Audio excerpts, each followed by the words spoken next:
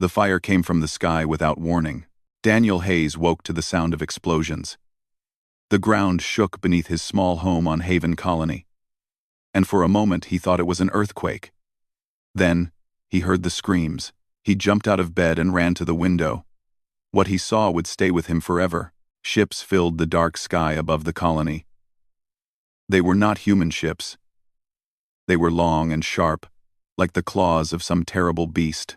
Bright green beams of light shot down from them, and wherever those beams touched, buildings exploded into flame. The peaceful streets of Haven Colony, where children had played just hours ago, were now rivers of fire and death. "Maria!" Daniel shouted. He turned to grab his wife, but she was already awake and holding their daughter Emma close to her chest. The little girl was only 6 years old, her eyes wide with fear. "We have to get to the shelter," Maria said. Her voice was calm, but Daniel could see the terror in her eyes. They ran. Daniel was a commander in the Earth Defense Fleet, home on leave to spend time with his family. He had seen combat before. He had faced danger many times. But nothing had prepared him for this. The streets were filled with people running in every direction. Families cried out for each other.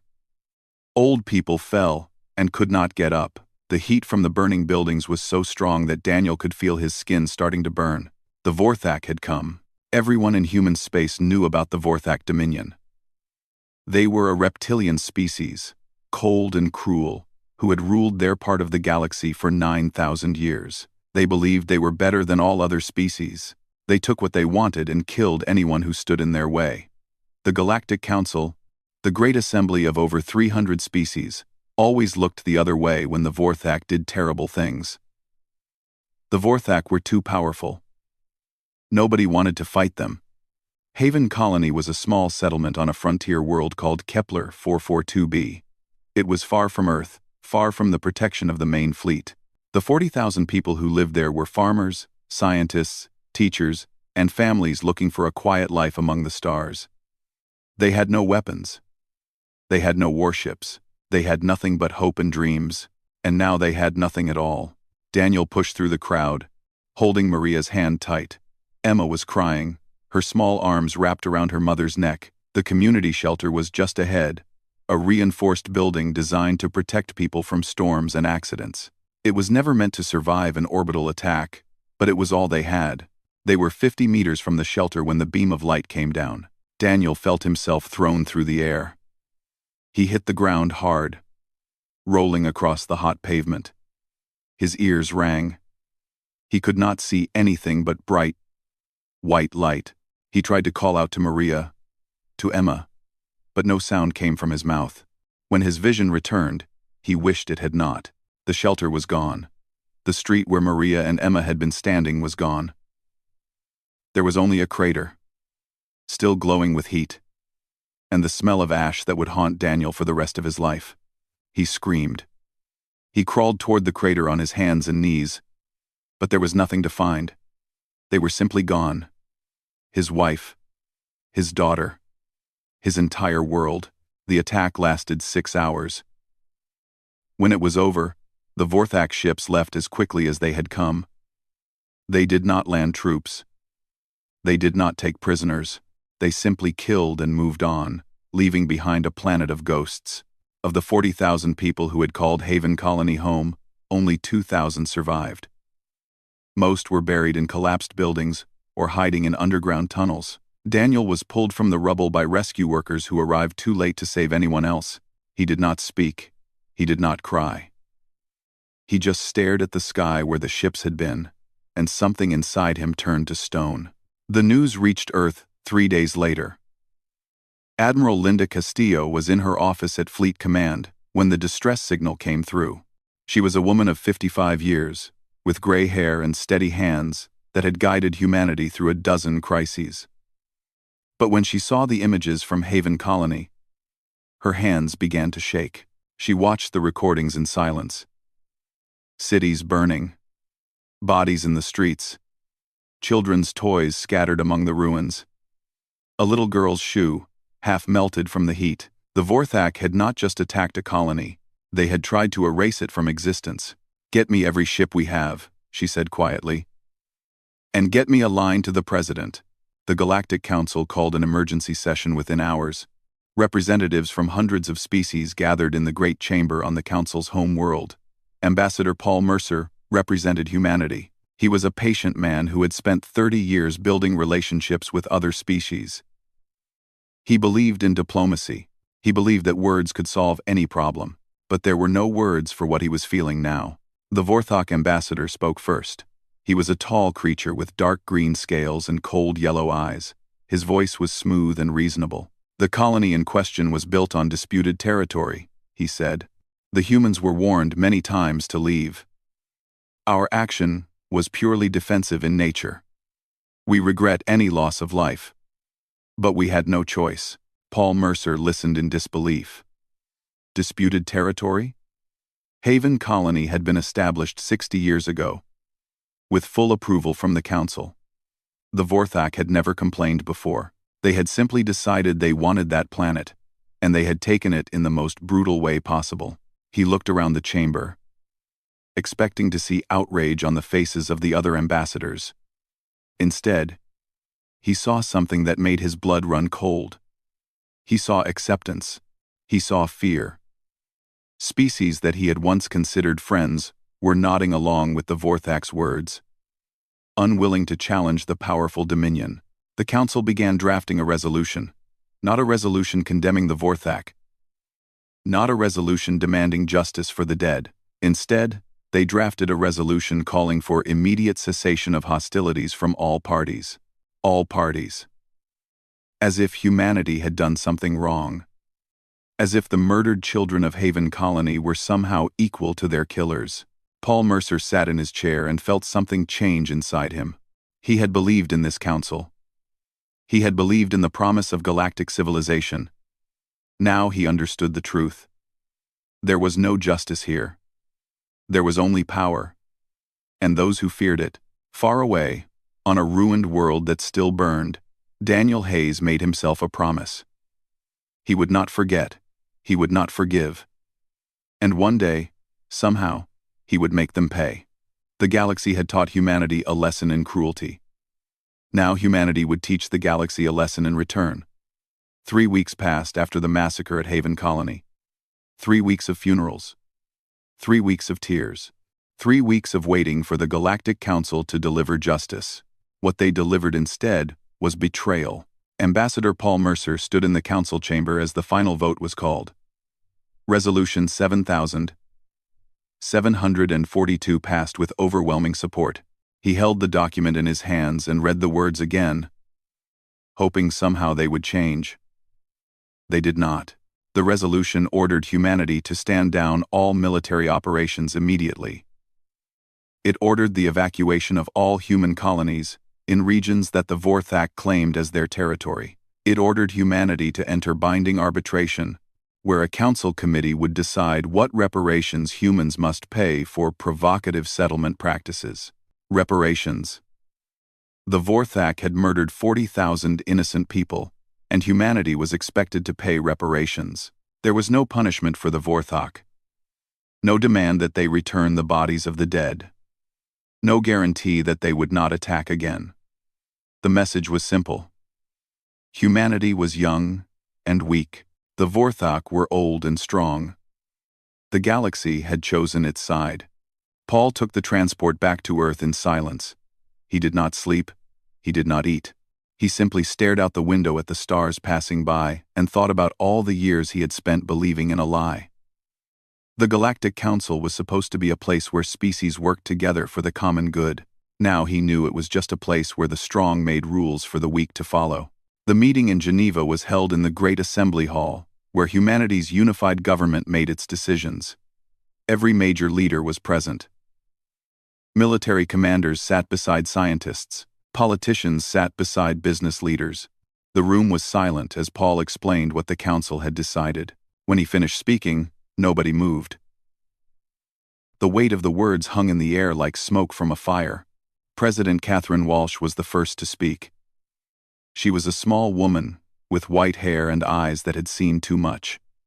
She had been president for 8 years, leading humanity through times of peace and growth. Now she faced the greatest crisis in human history. "Let me make sure I understand," she said slowly. "They want us to reward genocide with surrender." Paul nodded. "That is exactly what they want. And if we refuse, the Council will declare us in violation of galactic law, trade sanctions, travel restrictions, possibly worse." Admiral Linda Castillo stood up from her chair. Her voice was steady, but there was fire in her eyes.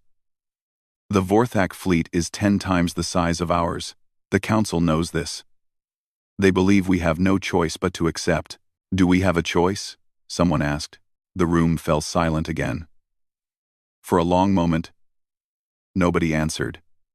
Then a voice came from the back of the room. It belonged to Commander Daniel Hayes. He had been brought back to Earth after the attack, promoted to lead a carrier group as part of the emergency military expansion. He had not spoken in any meeting until now. "I buried my wife and daughter in ash that I could hold in one hand," he said. His voice was quiet. But every person in the room heard him clearly. "The Vorthak took everything from me. And now the galaxy wants me to say thank you and walk away." He stood up and walked to the front of the room. His eyes were empty of everything except cold, hard purpose. "I am not going to walk away. I am not going to accept their resolution.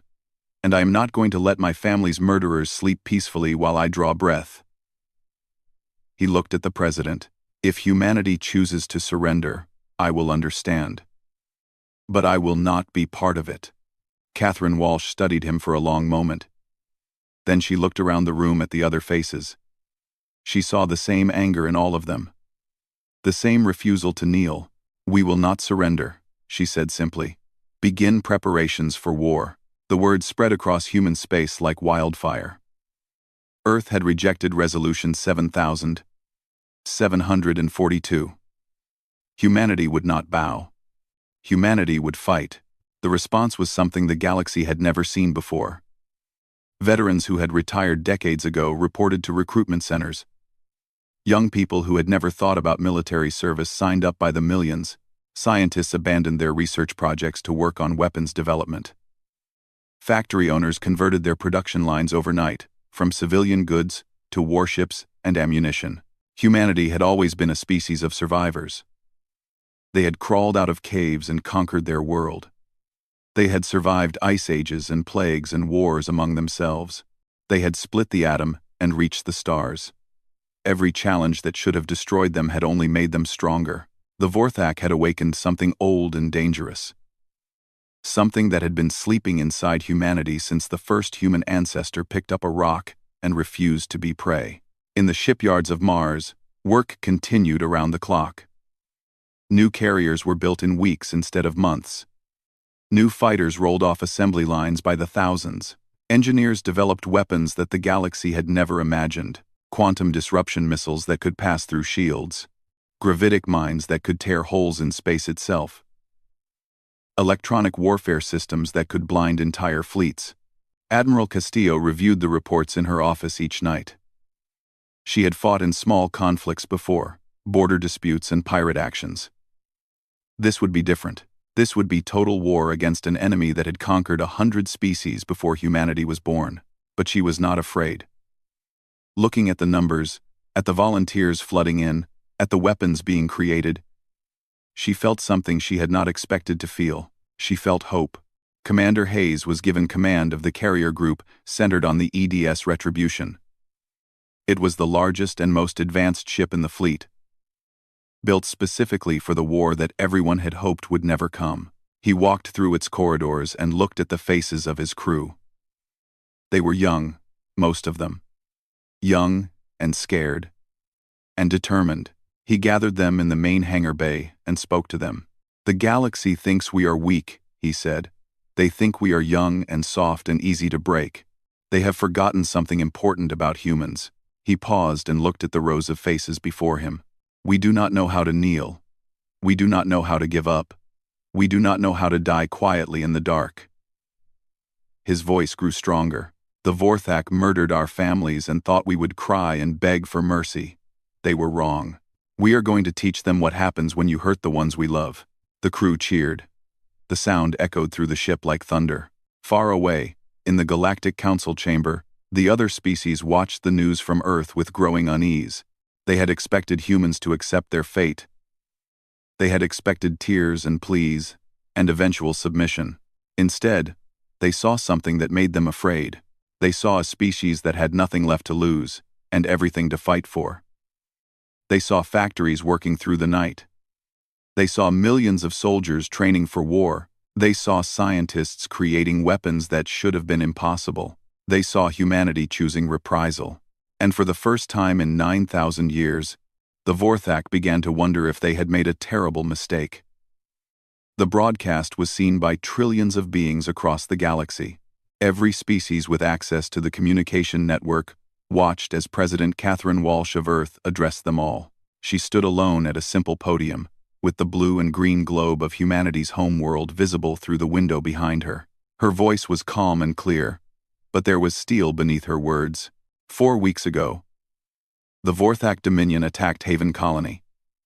They murdered 40,000 of our people. Men, women, and children who had done nothing wrong. Families who wanted only to build a peaceful life among the stars. She paused and let the weight of her words settle. The Galactic Council responded to this massacre by ordering humanity to stand down, to evacuate our colonies, and to submit to arbitration. They offered no justice for our dead. They demanded no punishment for their killers. They simply expected us to accept our place and be grateful we were allowed to survive. Her eyes hardened. We reject this. Completely and absolutely. We reject a galaxy where the strong can murder the weak without consequence.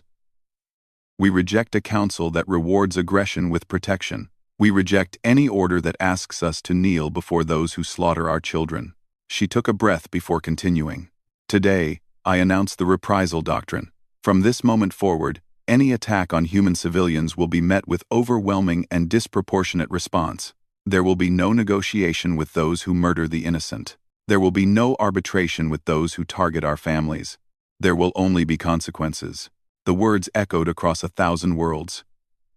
In council chambers and government buildings and military headquarters, beings of every shape and size stopped what they were doing to listen. We did not crawl out of our caves, survive ice ages and plagues, split the atom and reach the stars, to bow before those who murder our children and call it diplomacy. The president's voice rose. Humanity has extended its hand in friendship to every species we have met. We have traded fairly. We have kept our promises. We have never started a war. Her voice dropped to something cold and final. But we will finish this one. The broadcast ended. Across the galaxy, there was silence. Then there was chaos. The Galactic Council called emergency sessions that lasted for days. Some species denounced humanity as reckless warmongers who would destroy the peace that had lasted for centuries. They imposed trade sanctions and travel restrictions. They froze human assets and expelled human diplomats. But others did something unexpected. They reached out through secret channels, offering support. Ambassador Paul Mercer received the first message in his temporary office on Earth. It came from the Kalari Collective, a peaceful species that the Vorthak had bullied for generations. We cannot support you publicly, the message said. But we will share intelligence. We will leave our borders open. We believe in what you are doing. 2. More messages followed. The Thandri, whose homeworld had been conquered by the Vorthak 1,000 years ago. The Morveth, who had lost 3 colonies to Vorthak aggression. The Zithani, whose trade routes were controlled by Vorthak warships. Species across the galaxy had suffered under the Dominion's cruelty. They had simply been too afraid to fight back. Until now, Admiral Linda Castillo worked without sleep for days, coordinating the final preparations for war. In her command center, holographic displays showed the positions of every ship in the human fleet. Compared to the Vorthak armada, it looked pathetically small. But size was not everything. She called her senior officers together and unveiled Operation Thunderfall. The Vorthak expect us to defend our borders, she explained. They expect us to wait for them to attack, and then to lose slowly as their superior numbers grind us down. We are not going to do that. She brought up a map of Vorthak space. 12 systems were highlighted in red. These are their critical military infrastructure sites: shipyards, fuel depots, command centers. We are going to hit all of them at once, before they know what is happening. The officers stared at the map. The targets were deep inside enemy territory. Getting there would require passing through multiple defensive lines. The chance of success seemed impossible. The Vorthak have ruled this part of the galaxy for 9,000 years, Castillo continued. They have never faced a serious challenge. They have become slow and confident. They believe their own stories about being unbeatable. We are going to show them how wrong they are. She revealed the new weapon systems that human scientists had developed in secret. Quantum disruption missiles that could phase through shields and explode inside enemy ships. Gravitic mines that could create artificial gravity wells, pulling ships off course and into each other. Electronic warfare suites that could take over enemy computers and turn their own weapons against them. We cannot beat them in a fair fight, the Admiral admitted. So we are not going to fight fair. We are going to fight smart. We are going to fight like humans. Commander Daniel Hayes led the Vanguard fleet. His carrier group would be the first to jump into enemy space, drawing attention and creating chaos, while the other strike forces moved into position. It was the most dangerous assignment in the operation. He had volunteered immediately. Before the fleet departed, he visited the memorial that had been built on Earth for the victims of Haven Colony. 40,000 names were carved into walls of black stone. He found Maria's name. He found Emma's name. He touched the cold stone and made them a promise. "I am coming back," he said quietly. "And I am bringing justice with me." He walked back to his shuttle with a small photograph in his pocket. It showed Maria and Emma on the day they had moved to Haven Colony. They were smiling, full of hope for their new life. He had looked at that photograph every day since the attack. It reminded him why he was fighting. Not for revenge, not for glory. For them. For every family that had been destroyed. For every child who would never grow up. The fleet gathered at the edge of human space. 200 warships of every size, crewed by men and women who knew they might not come home. Commander Hayes stood on the bridge of the EDS Retribution and looked out at the stars. "All ships report ready," his tactical officer announced. Hayes nodded. He opened a channel to the entire fleet. "This is Commander Hayes. In a few minutes, we will jump into Vorthak space. Some of us will not survive what comes next. I will not lie to you about that." He paused. "But I want you to remember something. We are not just fighting for ourselves. We are fighting for every human who ever lived and every human who will ever be born. We are fighting to prove that humanity will not be bullied or broken or erased." He took a breath. "The galaxy gave us an order to accept peace on the terms of murderers. We chose a different path. We chose to remember our dead. We chose to protect our living. We chose reprisal." The fleet jumped. In the cold darkness between the stars, 200 human ships vanished in flashes of light, racing toward destiny. The Vorthak Dominion was about to learn what happened when you pushed humanity too far. The human fleet emerged from hyperspace like ghosts appearing from thin air. One moment, the space around Corveth Prime was empty and peaceful. The next moment, 200 warships filled the darkness, their weapons already charging. Commander Daniel Hayes stood on the bridge of the EDS Retribution and watched the Vorthak defensive fleet scramble to respond. They were slow. They were confused. They had never expected an attack this deep in their own territory. "All ships, execute attack pattern Omega," he ordered. "Weapons free." The battle began. Corveth Prime was the industrial heart of the Vorthak Dominion. The massive orbital shipyards above the planet produced 1/3 of all Vorthak warships. Fuel refineries and ammunition factories floated in carefully arranged rings around the world. Military academies on the surface trained the next generation of Vorthak warriors. If humanity wanted to cripple the Dominion's ability to fight, this was the place to do it. The Vorthak defenders outnumbered the human fleet 3-1.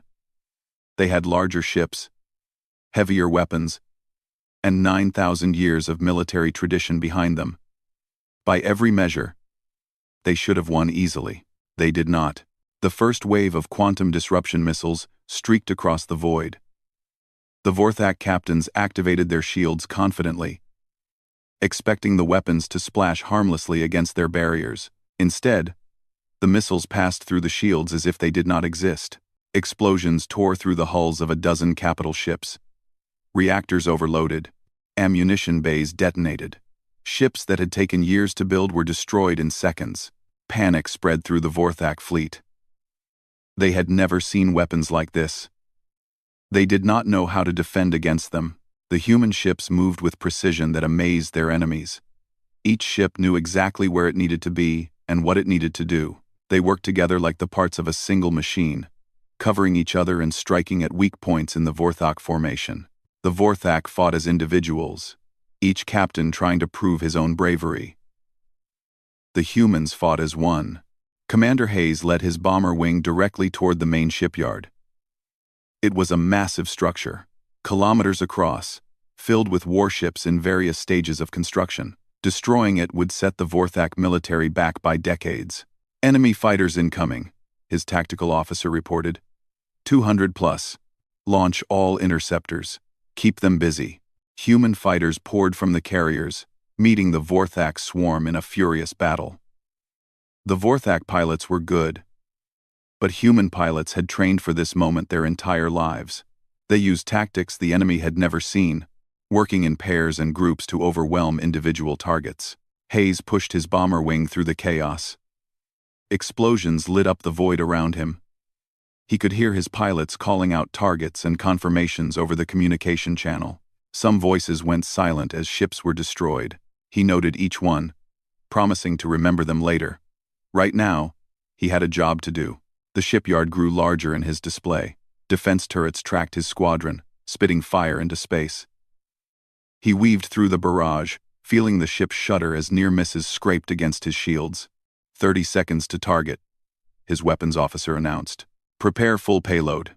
The bombers released their gravitic mines as they swept over the shipyard. The mines activated, creating dozens of artificial gravity wells that pulled at the massive structure from every direction. Metal screamed as stress points exceeded their limits. Docking clamps shattered, support beams twisted and broke. Then the missiles hit. The shipyard came apart in a series of explosions that could be seen from the planet's surface. Half-built warships tumbled into each other. Fuel tanks ignited in chains of fire. The Vorthak's greatest source of military power was reduced to spinning debris in less than 5 minutes. Hayes pulled his squadron away from the destruction. Shipyard eliminated. All units moved to secondary targets. The battle continued for hours. Human ships struck at fuel depots and command stations, ammunition stores and communication relays. The Vorthak tried to reorganize, but every time they formed a defensive line, human electronic warfare systems disrupted their communications. Ships that tried to coordinate received garbled orders. Weapons that tried to lock onto targets found their sensors feeding them false information. It was not a battle, it was a demonstration. But something happened that day that separated humanity from the monsters they were fighting. When Vorthak civilian transports tried to flee the battle zone, human ships did not fire on them. Instead, they escorted the unarmed vessels to safety, protecting them from debris and stray weapons fire. When a hospital station broadcast a distress call, saying that their life support was failing, the medical ship EDS Mercy broke from the battle formation. It docked with the station and saved over 3,000 lives, including wounded Vorthak soldiers who had been their enemies moments before. The Vorthak commander could not understand what he was seeing. Humans were winning the battle. They could have destroyed everything. They could have killed everyone. That was what the Vorthak would have done. That was what they had done at Haven Colony. But humanity was different.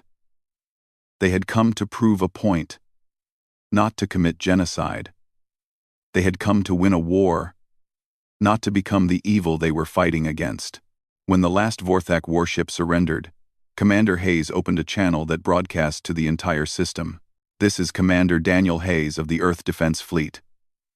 The battle is over. All Vorthak military personnel will be treated as prisoners of war under the Geneva Conventions. Civilian ships and stations will not be harmed. Medical assistance is available for any who need it." He paused, letting his words sink in. "You attacked our colony and murdered 40,000 of our people. Today, we have shown you that we have the power to do the same to you. But we choose not to. We are not like you. We fight with fury, but we do not slaughter the helpless. We destroy those who threaten us, but we do not burn children in their beds." His voice hardened. "Remember this day. Remember that we could have killed everyone here and chose not to. Remember that we showed mercy when you showed none. And remember that if you ever attack human civilians again, we will come back. And next time, we might not be so kind." The transmission ended. Across the galaxy, every species with access to the communication network watched recordings of the battle in stunned silence. They saw human ships outfight and outthink an enemy that had seemed unbeatable. They saw tactical genius and technological innovation working together in perfect harmony. But more importantly, they saw something that changed how the galaxy viewed humanity forever. They saw human ships protecting enemy civilians. They saw human doctors treating enemy wounded. They saw a species that could have become monsters but chose instead to remain human. The Vorthak had believed humanity was weak because they showed compassion. Now they understood the truth. Compassion and strength were not opposites.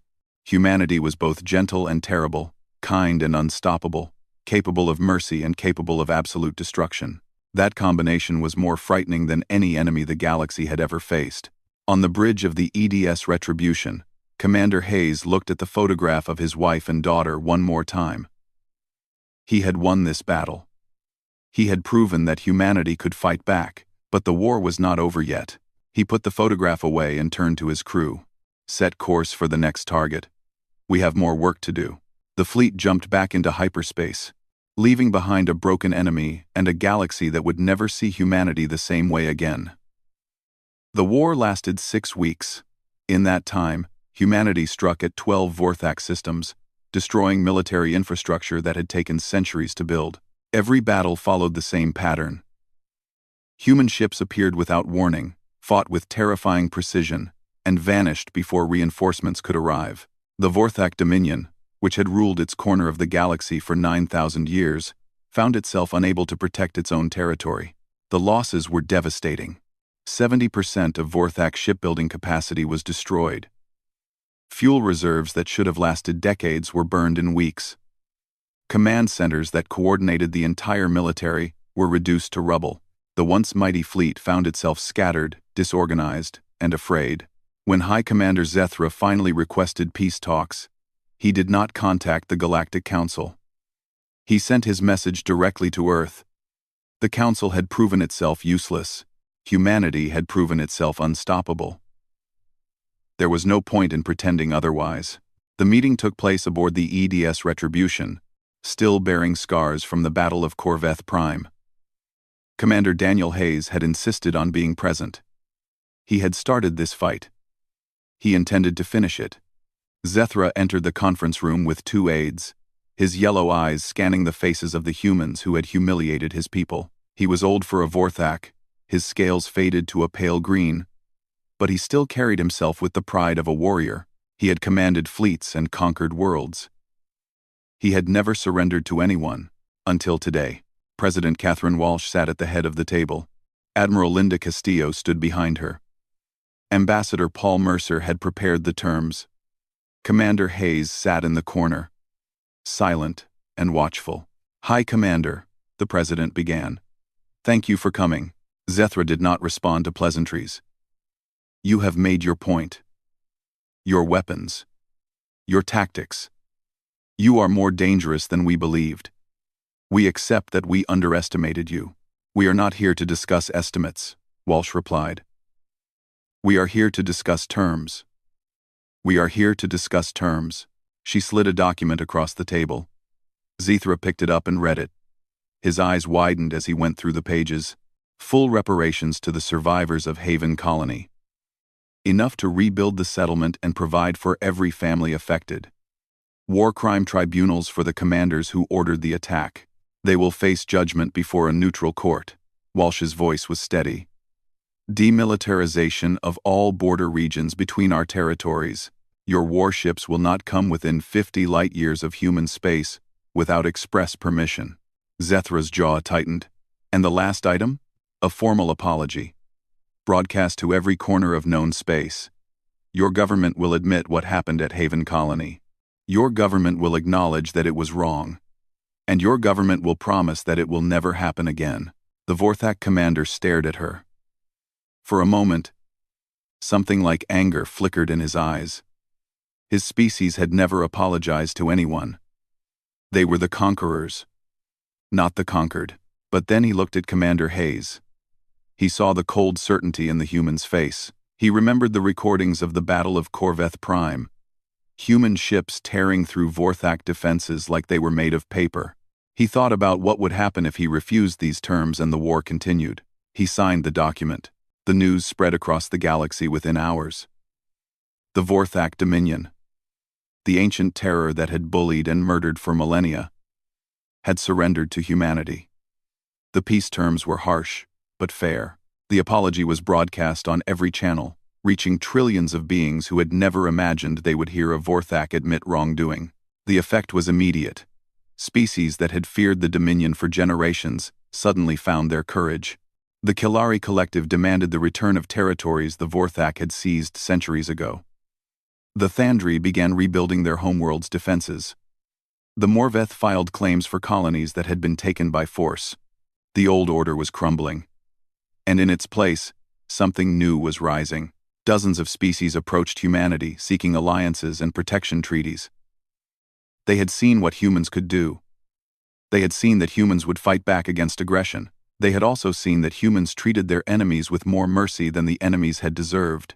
Ambassador Paul Mercer returned to the Galactic Council one final time. The chamber was quieter than he remembered. The species who had condemned humanity now sat in uncomfortable silence. Unwilling to meet his eyes, they had called humans reckless. They had called humans dangerous. They had predicted disaster. They had been wrong. Mercer walked to the podium where he had watched the council betray his people. He looked out at the assembly of hundreds of species. 6 weeks ago, this council ordered humanity to accept peace on the terms of murderers. You told us to evacuate our homes. You told us to submit to arbitration. You told us to trust you, to protect us. He paused.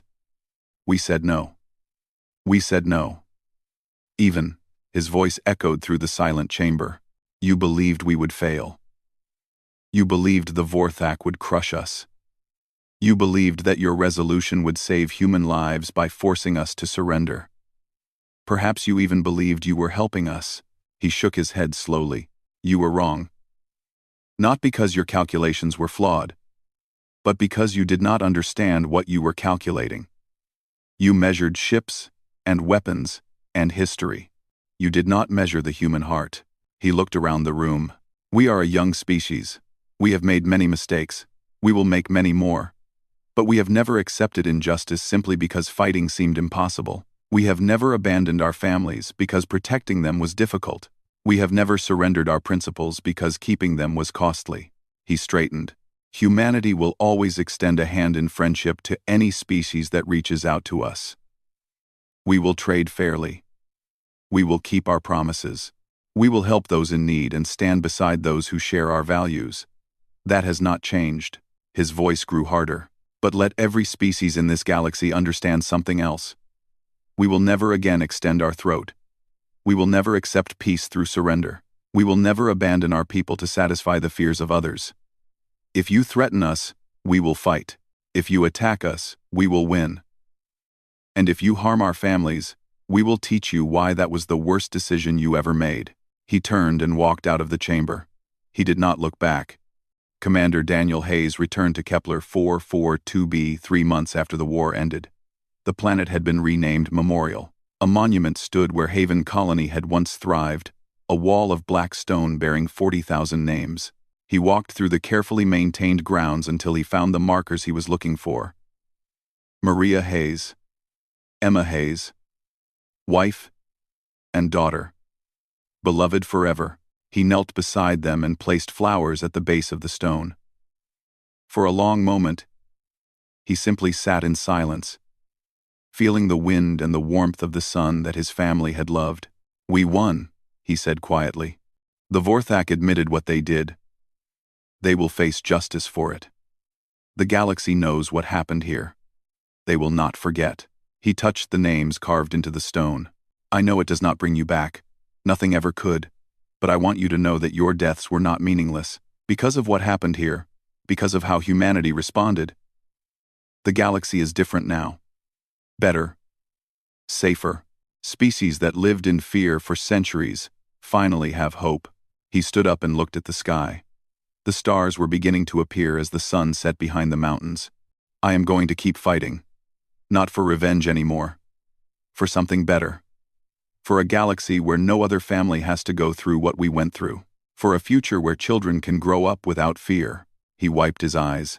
I will see you again someday. When my work is done. Until then, rest easy. I love you both. Always. He walked back to his shuttle as the stars filled the sky above Memorial. The galaxy had changed. Humanity had taught it a lesson that would never be forgotten. Peace was precious. But peace without justice was just another word for submission.